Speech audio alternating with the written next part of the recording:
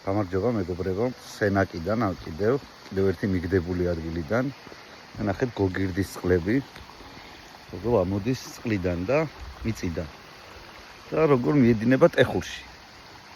აქ ადრე სენატორიუმები იყო და ხალხი სამკურნალოდ დადიოდა. ზოგადად სენაკი ცნობილი იყო როგორც ჩანს თავისი ბალნეოლოგიური წყლებით.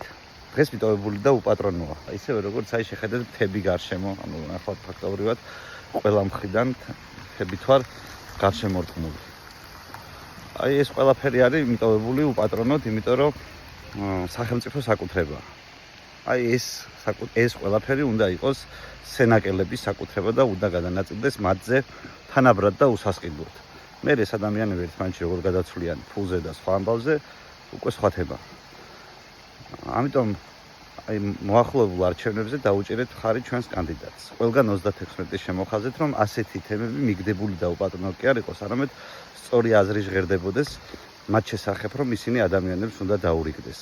და სანამ არ დაურიგდება, მანამდე სულ ასე იქნება ვიღაცის იმედად მიგდებული და სულ ვიღაცას ველოდებით, ვინც ხელს მოკიდებს და ჩვენს მაგივრად გააკეთებს. ხალხს უნდა გადავნაწილოთ, ხალხი მიხედავს.